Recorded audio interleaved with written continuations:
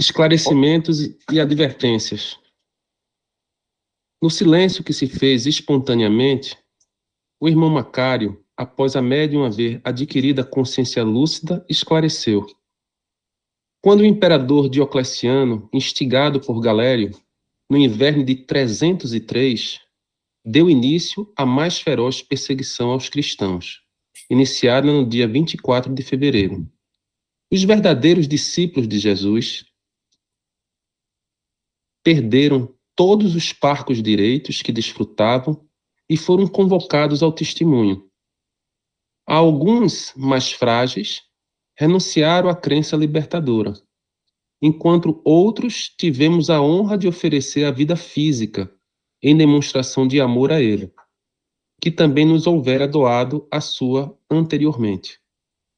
Cristão que me tornara na África do Norte, residia em Roma e participava dos encontros consoladores, nos quais a luz da verdade brilhava com intensidade. Aprisionado e açoitado violentamente, aguardei o momento de oferecer-lhe a pobre existência, como forma de agradecer-lhe a mensagem sublime que honrava as minhas horas. Pai de família, minha mulher e minhas duas filhinhas de 12 e 14 anos também foram aprisionadas, porque não abujararam a fé quando lhe foi imposto, fazendo-me sofrer inominável dor, compensada com a certeza do reino que ele nos havia prometido. Atirado às feras em espetáculo com a presença do imperador e do seu séquito, fomos estraçalhados pelos dentes afiados e as patadas fortes dos animais da Núbia e da Dalmácia, esfaimados e estimulados pelo odor de carne fresca, para aquele inovildável entardecer.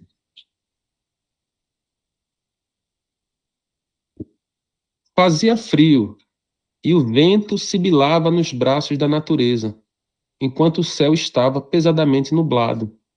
Mas, apesar disso, todos sentimos a sua presença.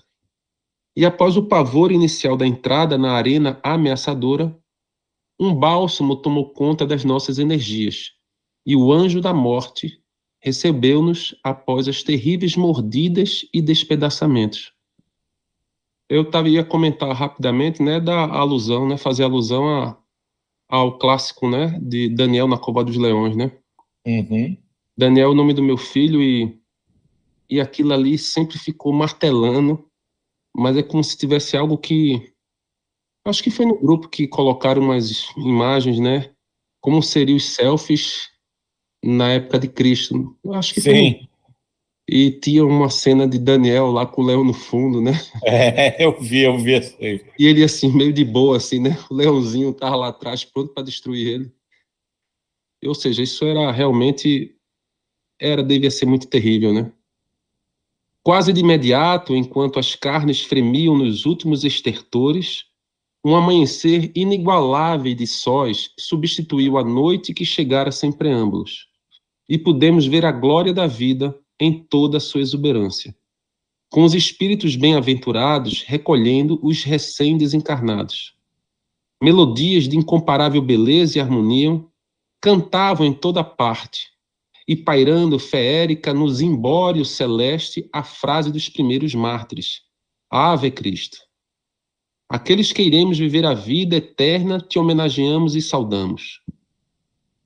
As lágrimas copiosas que aljofravam em nossos olhos escorriam em abundância e fomos conduzidos a uma região formosa, embora não merecêssemos. A glória da imortalidade superava todos os limites da nossa percepção a respeito da misericórdia de Deus através do seu Filho amado. Desde então, encontramo-nos a seu serviço, trabalhando pela preservação dos seus ensinamentos, quando das terríveis dissensões entre criaturas, após o Édito de Milão, de autoria de Constantino.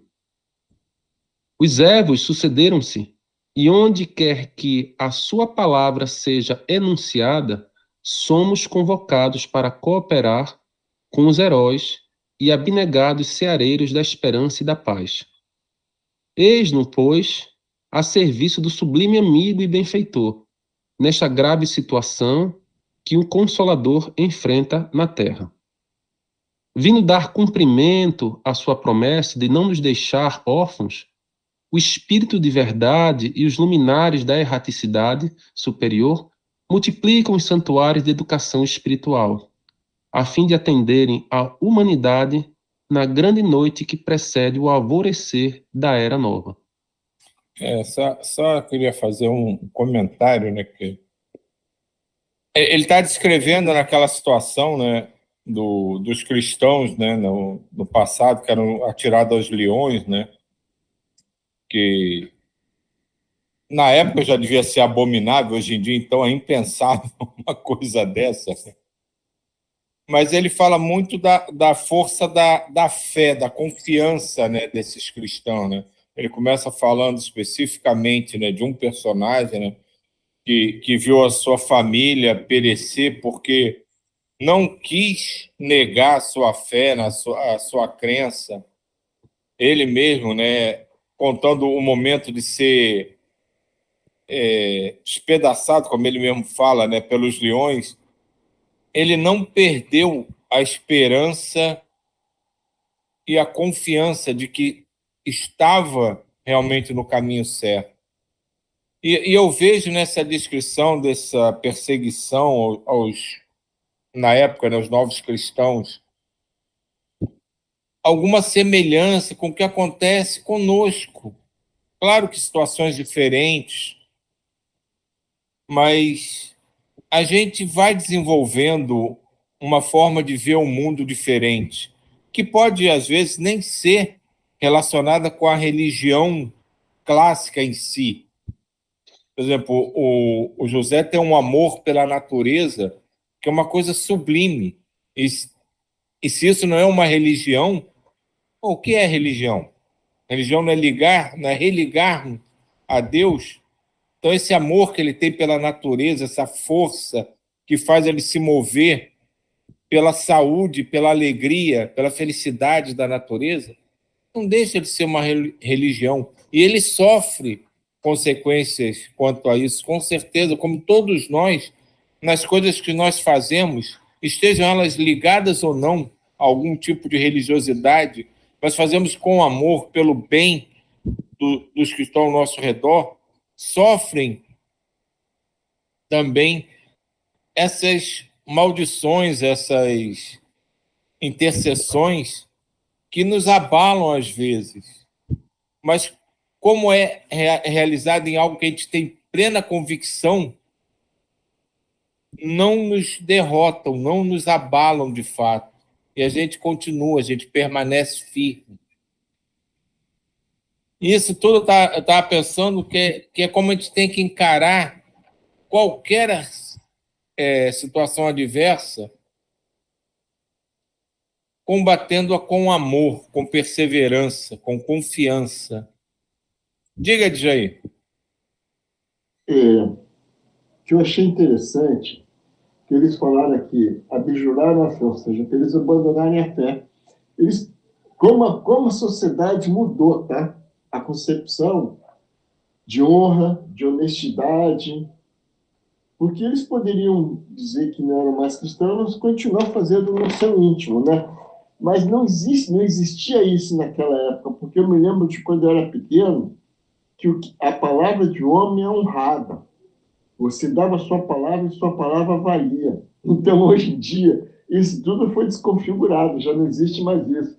Então, você acaba virando um camaleão social. E uma vez, quando teve essa guerra na Síria, eu tive contato, porque no lugar que eu trabalhava, a gente ia fazer um negócio com o Sírio, que tinha acabado de chegar no Brasil. A gente falou inglês com ele, né? E o Sírio, sabe o que ele queria fazer? Ele queria entregar mercadoria para depois a gente pagar. Porque aí ele explicou para a gente que no país dele era assim, se você não tivesse dinheiro agora, você dava mercadoria e tempos depois, quando você tivesse dinheiro, você pagava. Porque lá tem um Corão, uma outra cultura, isso e aquilo. Mas aqui, no caso da gente, está tudo corrompido. É isso só que eu queria acrescentar, entendeu? É isso. Eu também queria reforçar essa última fala de Silvio aí, de como encarar as situações adversas, né?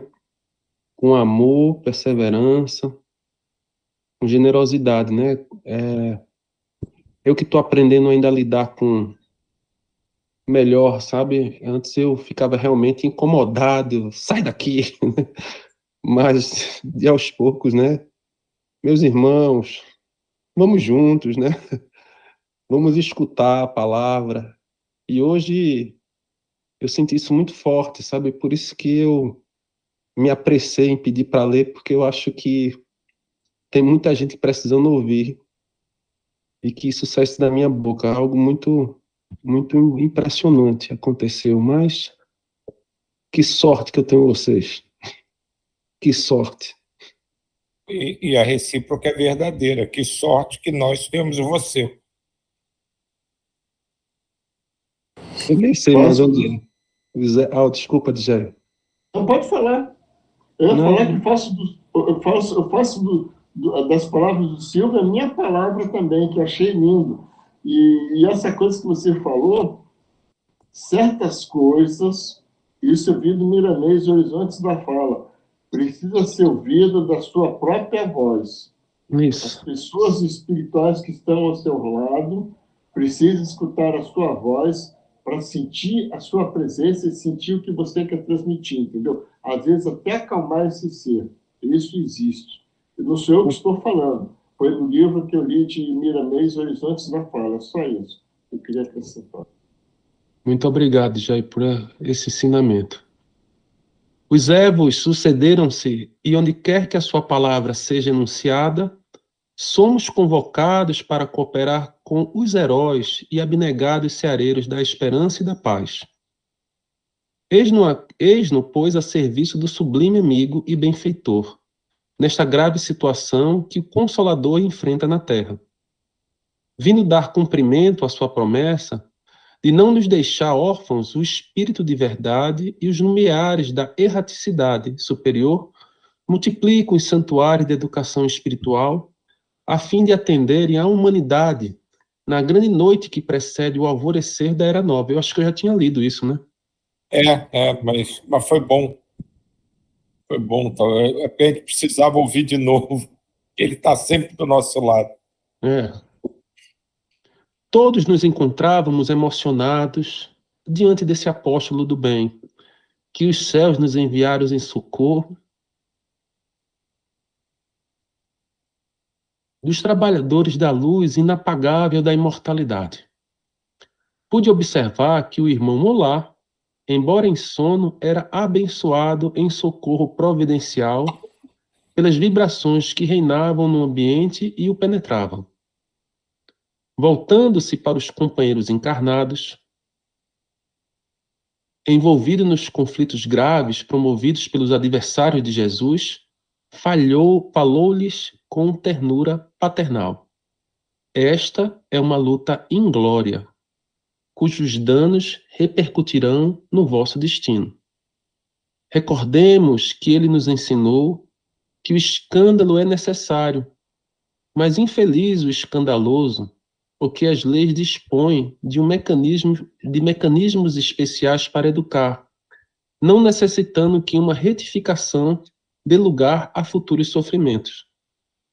Fostes convidados para estabelecer o reino de Deus na terra, amparado pelos numes tutelares com os quais conviveis conscientemente através das memoráveis comunicações mediúnicas. Sois gentis com os desencarnados em aflição que nos visitam, em busca de harmonia e libertação. No entanto, voltai-vos uns contra os outros como se fossem chacais esfaimados, por questiúnculas egóicas. Não sois vós, embora a imprudência vos pertença. Alguns de vós estáis sob danosa inspiração que necessita ser rechaçada com veemência.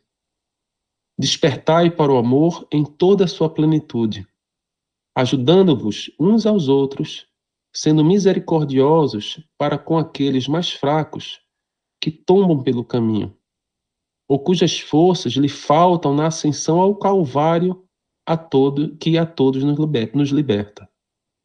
Resolvei vossas dificuldades pensando na causa do bem, e não nos interesses que nos amesquinham, induzindo-nos à preservação dos sentimentos de rancor, do ódio e de todo o seu séquito maléfico.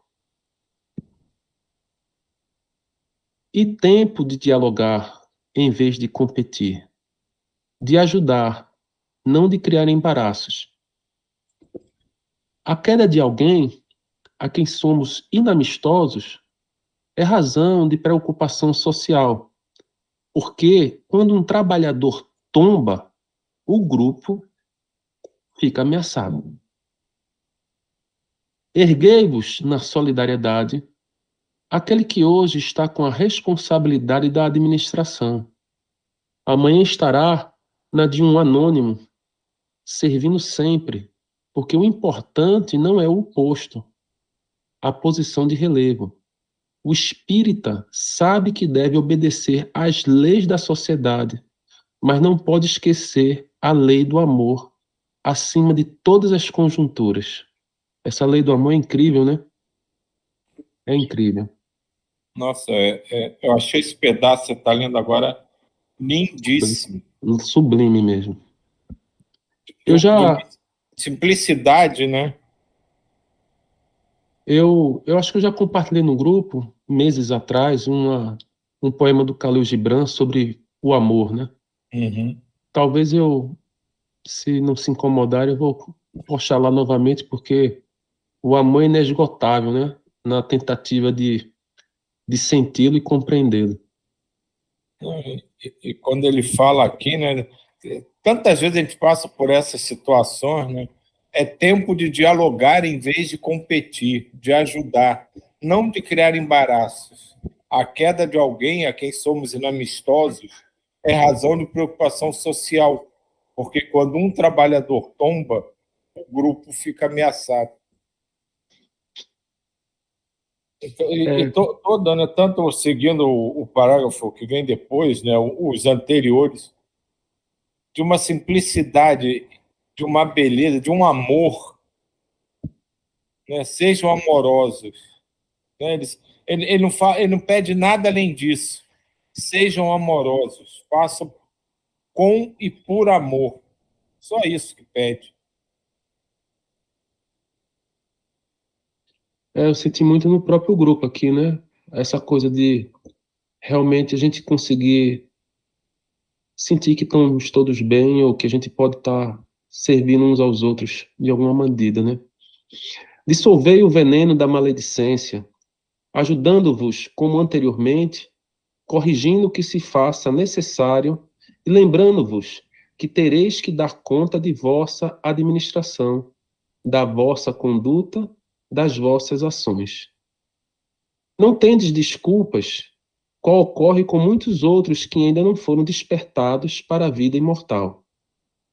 Fez uma pausa, dando lugar a que os presentes nos olhássemos e constatássemos a irrisão pela qual se lutava, o desvio de rumo que se haviam permitido os bons servidores de Jesus, ensejando a oportunidade para a hipnose morbífica. Logo prosseguiu. Quando volverdes ao abençoado escafandro material, lembrai-vos de alguns dos conceitos aqui anunciados, do sonho confortador, e estarei com os sentimentos acalmados. Mantende esse estado de alma. Deixai a arena das paixões para aqueles que ainda não conhecem o doce Galileu, e vivei de acordo com seus princípios, nos quais o ego cede lugar em todas as circunstâncias.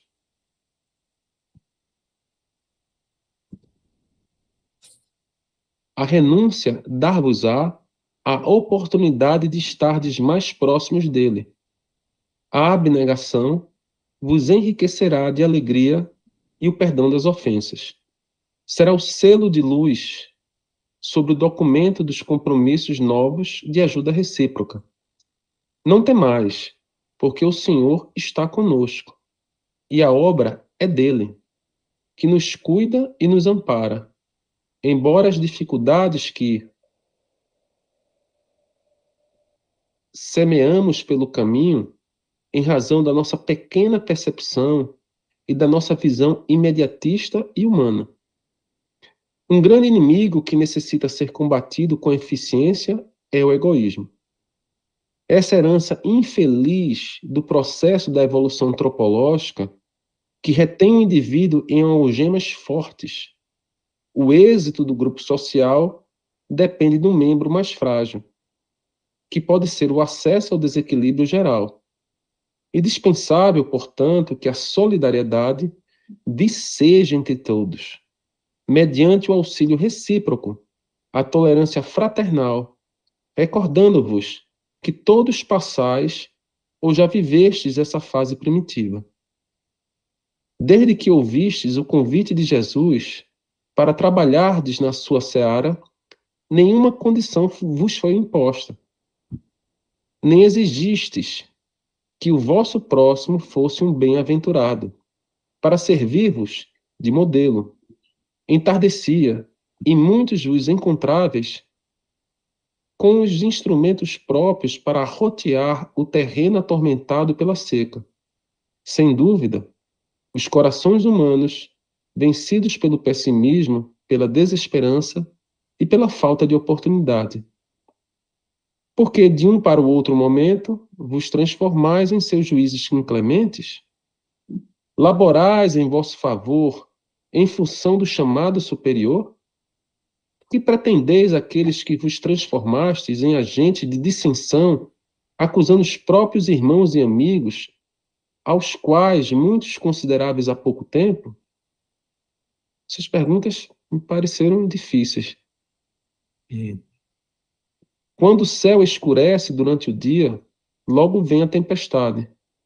Porque me permitistes que os embore de vossos sentimentos, nimbado pelas claridades sublimes, em razão de pequenas disputas e ciúmes, fosse tomado por nuvens carregadas, agora transformadas em tormenta perigosa? Que difícil aí. Desculpa. Em relação a essas perguntas, né, eu às vezes, assim como aquelas perguntas retóricas, né? Que no fundo a gente já até sabe a resposta, mas se distraiu, né? Porque são para mim realmente nada mais além de perguntas retóricas, né? Você vai ser o juiz? O que você pretende? É assim como se fosse um estímulo a gente repensar, né? A gente voltar para a nossa intimidade e se lembrar do que a gente combinou, do que a gente já fez, do que a gente já cresceu. Então, são perguntas que, literalmente, né, se nós formos encarar dessa forma, são extremamente difíceis de serem respondidas. Mas eu realmente, às vezes, assim como... Oh, por que você está pensando assim, né? Você já não sabia, você tem isso dentro de você? Diga, Sandra.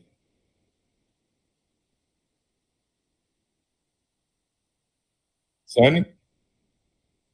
Desculpa, eu estava falando e estava com o microfone fechado. Às vezes eu fico pensando que essas perguntas realmente são difíceis de responder quando a gente olha no macro, né? Olha olha a Terra, né? Vamos ver o Brasil, no caso. E aí, às vezes a gente fica pensando, pô, ainda existe... antigamente as guerras eram extremamente cruéis, enfrentamento entre os homens. Será que isso mudou? Porque agora não tem aquele enfrentamento de um matando o outro, mas tem bombas de longo alcance e tal, e você termina meio que desanimando, achando que não mudou nada. E aí, no começo logo no começo, quando a gente começou a ler aqui, o Djaí veio falando a respeito da honra, que antigamente você falava e o papel da honra o que você cumpria com aquilo ali só pela palavra. Mas isso já foi ficando absorvido pelas pessoas, já foi tendo um entendimento melhor, a sutileza que as coisas vão acontecendo, né? Que você foi mudando isso aí, mas que as pessoas já introjetaram dentro delas mesmas o que é extremamente errado, né? Ele também falou a respeito do quanto as mulheres eram desrespeitadas, ainda são, mas assim, o quanto mudou também, para a gente ver quanta sutileza nas mudanças, como demora tudo isso até se atingir um patamar de entendimento maior. E aí vem esse questionamento, né? Porque o questionamento tem que ser interno. E a gente precisa se questionar, modificar, para, a partir das nossas atitudes, ensinar. Não ensinar, eu sou assim, agora vou... Não, não é isso. Você muda e quem está ao seu redor vai vendo aquela mudança e vai querendo mudar também. E leva tempo, né? Leva tempo. Às vezes a gente acha que não está acontecendo, mas está acontecendo. Mas as pessoas estão modificando, estão enxergando de outra forma. É lento o processo, mas acontece dia a dia. Era só isso. Eu vejo muito nessa mudança de paradigma que Sânia estava falando. A gente, aos poucos, está deixando de olhar o copo e achar que ele está meio vazio e está começando a entender que, de fato, ele está meio cheio. Ele vai conseguir chegar ao seu topo. Então, parece uma visão simples, mas é fundamental, porque é a diferença de não acreditar e ser pessimista e de acreditar e ser otimista. Então, essa transição, que eu chamo assim, né, que a gente passa da visão do copo meio vazio para começar a entender que, de fato, ele está meio cheio, é o que vem acontecendo com cada um de nós e com toda a humanidade. Que é aquela questão do início do texto, do cara estar ali sabendo que vão soltar os leões, que vai despedaçá-lo, mas ele não vê aquilo como uma coisa desesperadora ou ruim, porque ele acredita que aquilo tem algum motivo, né? Ele pode não entender, mas que, acima de tudo isso, tem alguém tomando conta. A coisa não está perdida, não está ao léu, não está nas mãos desses que cometem essas atrocidades e loucuras.